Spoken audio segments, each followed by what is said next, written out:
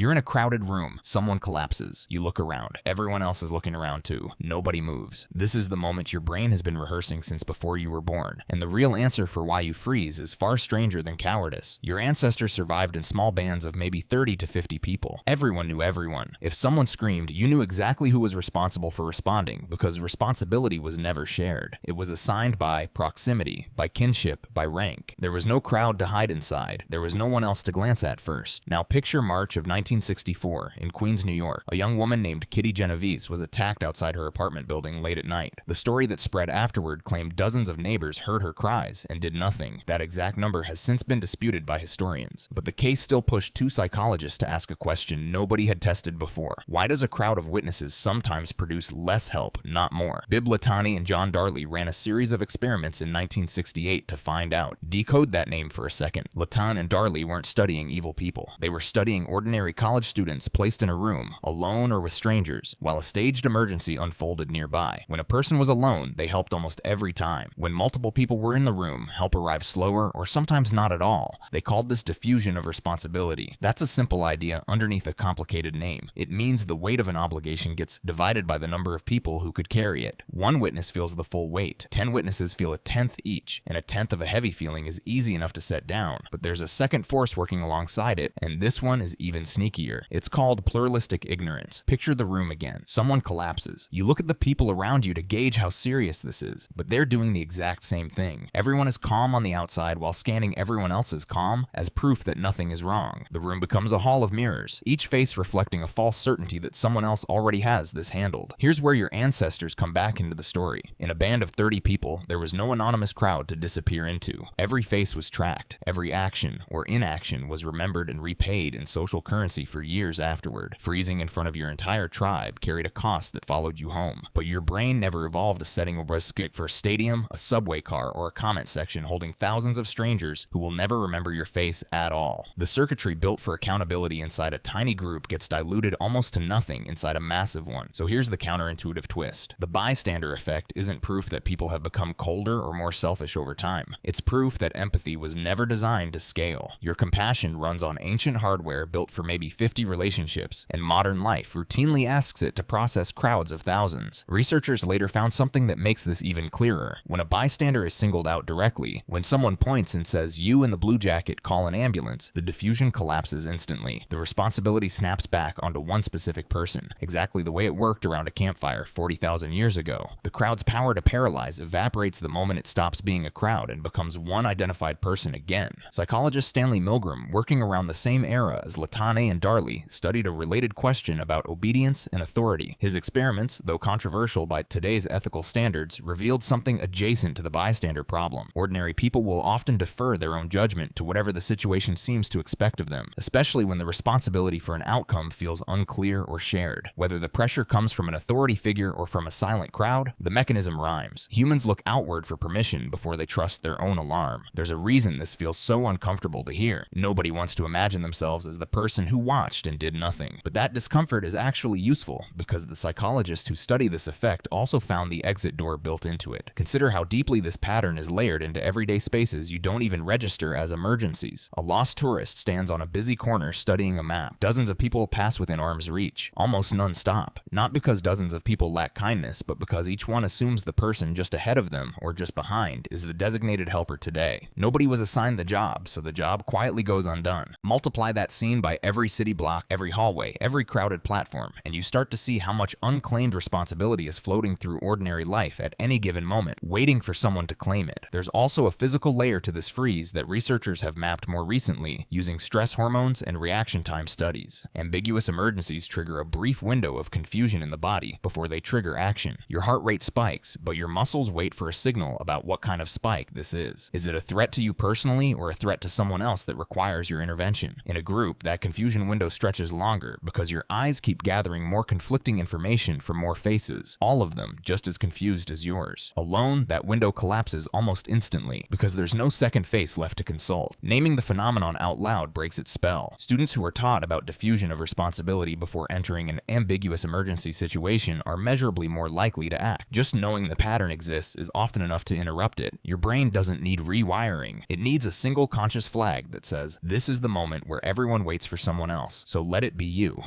There's one more layer worth naming, because it explains why this effect can strike even people who consider themselves deeply caring. It isn't a measure of how much you care, it's a measure of how clearly a situation assigns you a role. Firefighters, lifeguards, and nurses rarely freeze in a crowd, not because they're braver by nature, but because their training has already assigned them the job before the emergency even begins.